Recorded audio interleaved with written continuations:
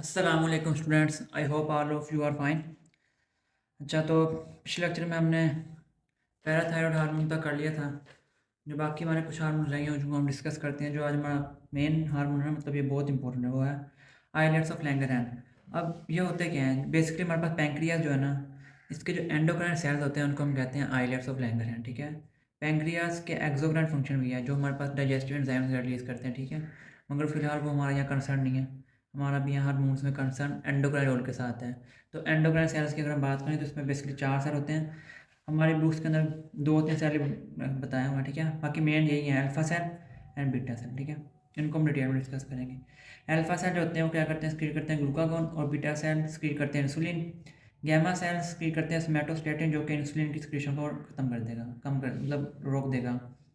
और PPF cell जो हमारे पास स्क्रीन करते हैं पॉलीपेप्टाइड। ठीक है, अब सबसे पहले हम बात करते हैं इंसुलिन की। इंसुलिन की सिंथेसिस की बात करें, इंसुलिन सबसे पहले बनेगी प्री प्रो इंसुलिन। ठीक है, फिर रफ एंडोप्लाज्मिक रेटिकुलम। देखिए प्रोटीन है ना, तो प्रोटीन कहाँ पर बनेगी? राइबोसोम्स के ऊपर। ठीक है, तो राइबोसोम्स बनने के बाद फिर कहाँ जाएगी? रफ एंडोप्लाज्मिक रेटिकुलम के पास। वहाँ इसकी डिग्रेडेशन होगी, मतलब इसमें कुछ अमाइनो एसिड को निकाला जाएगा और ये बन जाएगी प्रो इंसुलिन। फिर ये जाएगी गोल्गी प्रोटीन के पास।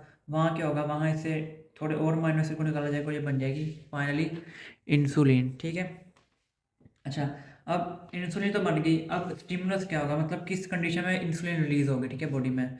तो वो होता है हाई ब्लड ग्लूकोज, जिसको हम कहते हैं हाइपरग्लाइसीमिया। ठीक है, इसके अलावा जो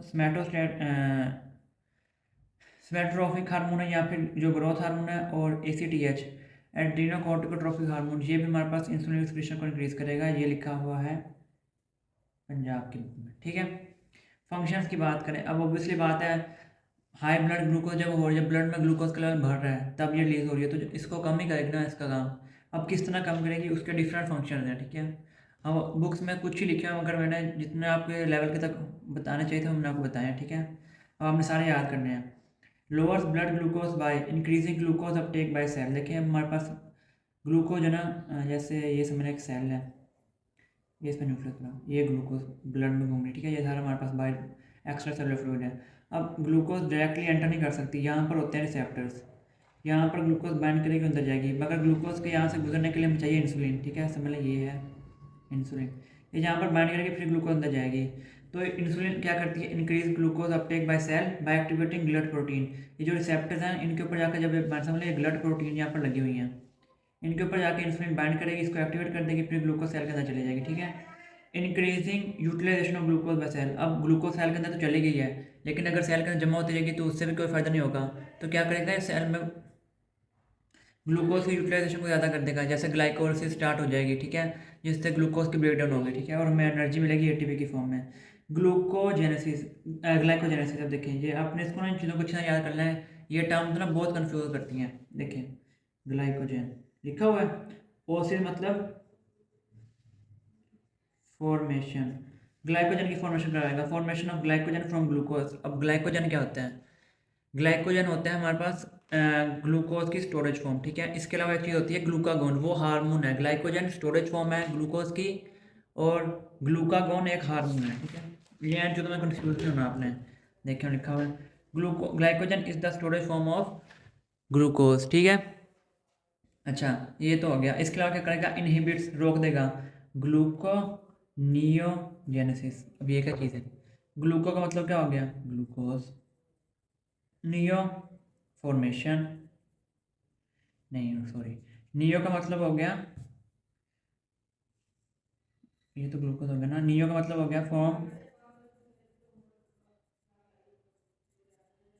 अदर सोर्सेस, और जेनेसिस फॉर्मेशन। ठीक है, समझ लगी ये बात। इसका मतलब क्या है? ग्लूकोज की प्रोडक्शन करवानी है फ्रॉम अदर सोर्सेज, मतलब production of glucose from non carbohydrate source. Non carbohydrate sources क्या क्या हो सकती हैं? हमारे पास हो सकते हैं फैट्स प्लस प्रोटीन्स। ठीक है, ये हमारे पास नॉन कार्बोहाइड्रेट सोर्सेज हैं। इसके अलावा क्या करेगा? Inhibits glycogenolysis. ग्लाइकोजिनो ये तुम समझ लगे, ग्लाइकोजन, लाइसिस मतलब ब्रेकडाउन, ब्रेकडाउन ऑफ ग्लाइकोजन को तो रोक देगा। अब क्यों रोक रहा है? देखें, हम ग्लाइकोजन बना रहे हैं। ठीक है, तो हमने जो पहले से बनी हुई है उसको टूटने से भी तो रोक देना। अगर हम बना रहे हैं उतनी टूटती रहेगी तो फिर भी ब्लड में ग्लूकोज का लेवल बढ़ता रहेगा, तो इंसुलिन तो काम नहीं कर पाएगी फिर इस तरह। उसका काम तो है, वो तो अपना जो उसने काम उसको हमने दिया है वो तो नहीं कर रही ना फिर। तो इसके लिए हम क्या करेंगे, ग्लाइकोजन के जो ब्रेकडाउन उसको रोकेंगे, ठीक है। Inhibits protein breakdown, increase protein sensitive from glucose, मतलब देखें प्रोडक्शन ऑफ ग्लूकोज, जो मतलब नॉन कार्बोहाइड्रेट सोर्स हैं जैसे फैट्स और प्रोटीन, इनसे इनका तोड़ना भी रोक रही है और इनसे ग्लूकोज नहीं बनने दे रही। तो क्या करेगी, प्रोटीन सेंसिटिव को ज़्यादा कर देगी, प्रोटीन की ब्रेकडाउन को रोक देगी, ठीक है। Conversion of glucose into fatty acid, जैसे मैंने आपको बताया कि फैटी एसिड या प्रोटीन से ग्लूकोज नहीं बन रही, लेकिन ग्लूकोज को हम यूज़ कर रहे हैं, उससे हम प्रोटीन भी बना रहे हैं, फैट्स भी बना रहे हैं, ठीक है। Increase fat storage in adipose tissue, ठीक है। एडिपोज टिश्यू आते हैं हमारे पास, फैटी टिश्यू होते हैं, उनमें जाकर इसको फैट को स्टोर कर देंगे। एंड इसके अलावा एक मेन बात याद नहीं है, जो हमारे पास इंसुलिन है, ये एनाबोलिक हार्मोन है। एनाबोलिक मतलब ये हमारे पास प्रोटीन सेंसिटिव करवा रहा है, प्रोटीन को बढ़ा रहा है बॉडी में। अब हम इसकी बात करते हैं एबनॉर्मेलिटीज़ की। एबनॉर्मेलिटीज़ दो ही होती है, या तो स्क्रीशन ज़्यादा हो जाएंगी या स्क्रीशन कम हो जाएंगी, ठीक है। अगर इसकी स्क्रीशन ज़्यादा हो जाएंगी तो क्या होगा, लीड्स टू हाइपोग्लाइसीमिया। देखें इंसुलिन इंसुलिन का काम क्या है, इसने ब्लड में ग्लूकोज लेवल कम करना है। जब इंसुलिन बहुत ज़्यादा होगी तो ब्लड में ग्लूकोज लेवल बहुत ज़्यादा कम हो जाएगा, इसको हम कहते हैं hypoglycaemia. It can cause neuronal death, neuron जो हमारे होते हैं ना उनकी डेथ करवा देगी, क्योंकि जो ब्रेन सेल्स है ना उनको कंटिन्यूस सप्लाई चाहिए ग्लूकोज की, ठीक है। Which can lead to coma death, इसलिए कहते हैं कि अगर किसी भी बंदे की ग्लूकोज लेवल लो हो जाए ना तो वो फ़ौरन मर सकता है, लेकिन अगर ग्लूकोज लेवल हाई हो जाए ना वो गिर जाएगा, बेहोश हो जाएगा, लेकिन उसकी फ़ौरन मौत नहीं होगी, ठीक है। मतलब किसी भी चीज़ का कम होना हमारे जिस्म में बहुत नुकसानदेह है, ज़्यादा हो जाए तो फिर भी हमारी बॉडी उसको कंपनसेट कर लेती है, बर्दाश्त कर लेती है, ठीक है। इसके अलावा आपने एक चीज़ याद रखनी है, सिर्फ 3 ऐसी टिश्यूज़ हैं हमारी बॉडी में जिनको ना ग्लूकोज के ना मतलब इनटेक के लिए क्या उसे कहते हैं, इंसुलिन चाहिए। वो हमारे पास 3 क्या क्या हैं, लीवर, एडिपोज टिश्यू और किडनी। इनके अलावा बॉडी के जितने भी और टिश्यूज या ऑर्गन्स हैं ना उनको इंसुलिन नहीं चाहिए ग्लूकोज के लिए। जैसे हमारे पास ब्रेन हो गया, अब ब्रेन के सेल्स को इंसुलिन नहीं चाहिए, ग्लूकोज के अपटेक के लिए इंसुलिन नहीं चाहिए।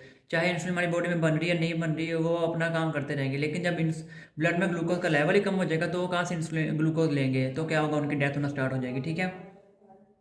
ये बात हमें याद रखनी है जो मैंने आपको बताई अभी। इसके बाद बात करते हैं हाइपोस्क्रीशन की, मतलब अगर इंसुलिन बहुत कम बन रही है या प्रोड्यूस नहीं हो रही है, काम नहीं कर रही, तो तब क्या होगा, इसकी वजह से क्या होता है, लीड्स टू डायबिटीज़ मेलाइटिस। ये एक मेटाबॉलिक सिंड्रोम है। सिंड्रोम मतलब इसमें बहुत सारे फैक्टर्स आ जाएंगे, मतलब सिर्फ इसमें हमारे पास जो ग्लूकोज है उसका मेटाबॉलिज्म इफेक्ट नहीं होगा, इसमें हमारे पास फैट का मेटाबॉलिज्म इफेक्ट होगा, प्रोटीन्स का मेटाबॉलिज्म इफेक्ट होगा, ठीक है। Characterised by hyperglycaemia, high blood glucose, इसमें ब्लड ग्लूकोज है बहुत ज़्यादा बढ़ जाएगा, ठीक है। अदर सिम्टम, इसमें सिम्टम क्या हो, कीटोसिडोसिस, कीटोन बॉडी, जब लिपिड्स का वेटर होता है ना तो उसकी वजह से कीटोन बॉडीज बनती हैं, एसीटोन, एसिटो एसिटिक एसिड, ठीक है। ये आप अभी इतना याद रखना कि कीटोसिडोसिस हो रही है, क्योंकि क्यों हो रही है, क्योंकि लिपिड्स की ब्रेकडाउन हो रही है। अब क्यों हो रही है, क्योंकि इंसुलिन बनने नहीं रही, इंसुलिन लिपिड्स की ब्रेकडाउन को रोक रही थी, लेकिन जब इंसुलिन नहीं बनेगी तो क्या होगा, लिपिड्स की ब्रेकडाउन होना स्टार्ट हो जाएगी। Polyuria with high glucose, polyuria क्या होता है, dilute urine plus frequent urination, मतलब एक तो यूरिन जो है ना उसमें वाटर की कंसनट्रेशन बहुत ज़्यादा है और फ्री बार बार यूरिनेशन हो रही है विद ग्लूकोज, ठीक है।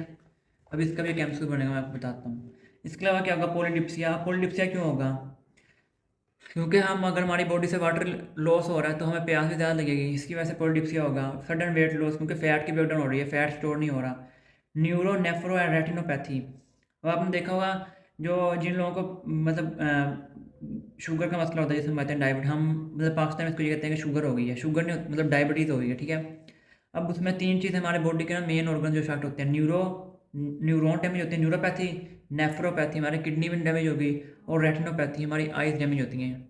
इसलिए जो कहते हैं जो सफ़ेद मोतिया आता है वो इसी वजह से आते हैं, ठीक है।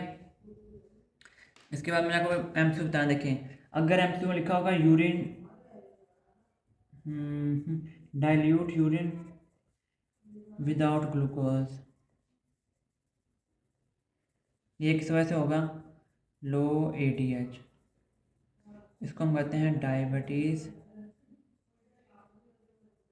इंस्पाइडसी। और एक होता लिखा होगा डाइल्यूट यूरिन विद ग्लूकोज,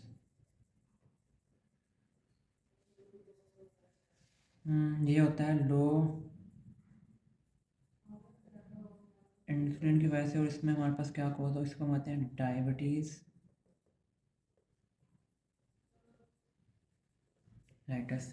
अब ये बात हमने याद रखनी है। देखिए नॉर्मली हमारे जो यूरिन होता है ना उसमें ग्लूकोज नहीं प्रेजेंट होते, ठीक है। तो जब भी किसी के पेशेंट के यूरिन के अंदर ग्लूकोज आना स्टार्ट हो जाएगी, समझ लो उसको डायबिटीज़ मेलाइटस हो चुका है, ठीक है। ये बात आपने याद रखनी है। उसके बाद हम बात करते हैं ग्लूकागोन की। ग्लूकागोन का बिल्कुल उल्टा काम है, जो ग्लूकोज करा था उसके ऑपोजिट काम है इसके, ठीक है। अब इसकी सिंथेसिस कैसे होगी, जैसे हमारे पास ग्लूको इंसुलिन की हुई थी, प्री प्रो ग्लूकागोन बनेगा, रफ एंड डबल रेटिकुलम में पास जाएगा, वहाँ से बन जाएगा प्रो ग्लूकागोन, फिर गोजी पेट इसको ग्लूकागोन में कन्वर्ट कर देगा। इसका स्टिमुलस क्या है, लो ब्लड ग्लूकोज, जिसको हम कहते हैं हाइपोग्लाइसीमिया। देखें जब मतलब जो है ना, जैसे ब्लड ग्लूकोज लेवल होगा तो ये हमारे पास हार्मोन रिलीज होना स्टार्ट हो जाएगा, ठीक है। अब इसका फंक्शन क्या है, जितने भी हमने फंक्शन ग्लूकोज के लिए पढ़े ना वो सारे इसमें ऑपोजिट हो जाएंगे। Decrease uptake of glucose by cell, decrease glycogen formation and increase its breakdown. देखिए ग्लाइकोजन क्या था, ग्लाइकोजन था हमारे पास स्टोरेज फॉर्म ऑफ ग्लूकोज, तो जो स्टोर ग्लूकोज है उसको तोड़ेगा ताकि ब्लड के अंदर ग्लूकोज लेवल बढ़ सके, ठीक है।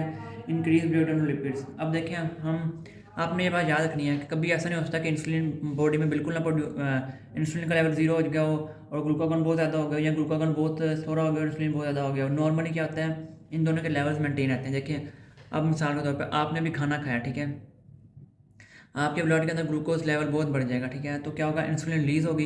इंसुलिन क्या है, वो ब्लड ग्लूकोज लेवल को कम कर देगी। जैसे मैंने बताया कि ग्लाइकोजन स्टोर करेगी, प्रोटीन्स को बना देगी, उनसे फैट्स को बनाएगी, ठीक है, फैट को स्टोर कर देगी, ठीक हो गया।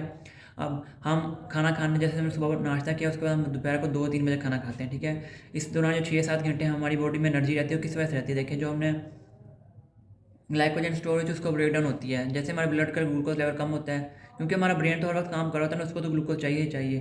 तो क्या होगा, ग्लूकागोन रिलीज होगा, जैसे ब्लड ग्लूकोज लेवल कम होगा, एक लिमिट से नीचे जाएगा, ग्लूकागोन रिलीज होगा। ग्लूकागोन क्या करेगा, वो ग्लूकोज की अपटेक सेल से कम कर देगा, मतलब सेल को नहीं उठाने देगा, ताकि जो ना जो है ग्लूकोज ज़्यादा से ज़्यादा ब्रेन सेल्स या उन सेल्स को उनके पास जाए जिनको इस टाइम ग्लूकोज की सबसे ज़्यादा ज़रूरत है, ठीक है। इसके अलावा क्या करेगा, ग्लाइकोजन की फॉर्मेशन, मतलब ग्लूकोज से ग्लाइकोजन नहीं बनने देगा, मतलब इसके बजाय वो ग्लाइकोजन को तोड़ेगा और ग्लूकोज बनाएगा, ठीक है। इसके अलावा क्या करेगा, इंक्रीज ब्रेकडाउन ऑफ लिपिड्स को तोड़ेगा ताकि उससे भी हमें एनर्जी मिल सके, ठीक है। अब इसके नॉर्मलिटीज़ क्या होगी, दो ही हो सकती हैं, हाइपोस्क्रीशन या हाइपरस्क्रीशन। अगर तो इसकी हाइपोस्क्रीशन मतलब ग्लूकागोन रिलीज बहुत कम हो रहा है, तो क्या होगा, ब्लड ग्लूकोज लेवल लो होता जाएगा, मतलब इसका काम ब्लड ग्लूकोज लेवल को बढ़ाना है। जब ये आ ही नहीं रहा तो ब्लड ग्लूकोज लेवल कैसे बढ़ेगा, नहीं बढ़ सकता ना, तो क्या होगा, हाइपोग्लाइसीमिया। लेकिन अगर हाइपरस्क्रिप्शन हो जाएगी तो क्या हो जाएगा, हाइपरग्लाइसीमिया, मतलब ब्लड ग्लूकोज लेवल बहुत ज़्यादा हो जाएगा, ठीक है। इसके अलावा पीटीबी में एक लाइन लिखी हुई है, alpha cell tumour causes death of beta cell. कैसे, अब अल्फा सेल में पता है क्या रिलीज करते हैं, ग्लूकागोन, और बीटा सेल क्या रिलीज करते हैं, इंसुलिन। अब अगर अल्फा सेल के ऊपर ट्यूमर हो गया, ठीक है, ट्यूमर का मतलब क्या है, उस टिश्यू से या उस सेल से ना बहुत ज़्यादा स्क्रीशन हो रही है, एबनॉर्मल स्क्रीशन हो रही है, तो क्या होगा, ग्लूकागोन बहुत ज़्यादा हो जाएगा, इंतहा का ज़्यादा, ठीक है। तो क्या होगा, अब इसने क्या करना है, ग्लूकागोन जब ज़्यादा होगा तो क्या हो जाएगा, ब्लड ग्लूकोज बहुत ज़्यादा हो जाएगी, ठीक है, बहुत ज़्यादा, हद से ज़्यादा। अब बॉडी ने कंपनसेट तो करना है ना, बॉडी ने अपने आप को नॉर्मल रखने की पूरी कोशिश करनी है, तो क्या होगा, बॉडी बीटा सेल से क्या रिलीज कराएगी, इंसुलिन, ठीक है।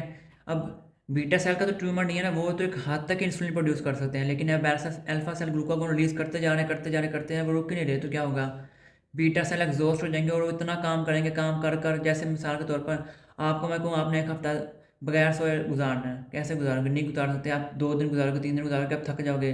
मगर आप अगर हम मुसलसल इस तरह काम करते रहोगे तो एंड पे क्या होगा, आप मर जाओगे ना, नहीं। इंसान के लिए, हमारे लिए रेस्ट बहुत ज़्यादा ज़रूरी है, इसी तरह हमारे बॉडी के सेल्स के लिए भी रेस्ट बहुत ज़रूरी है, ठीक है।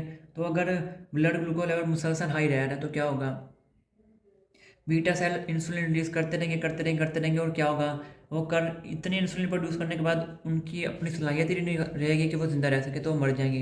इस वजह से क्या होगा, अल्फा सेल का ट्यूमर जो है ना बीटा सेल को डिस्ट्रॉय कर देगा, ठीक है। ये थे हमारे आइलेट्स और लैंगन, बाकी हम सुपर ग्लैंड्स को अगली वीडियो में डिस्कस करते हैं।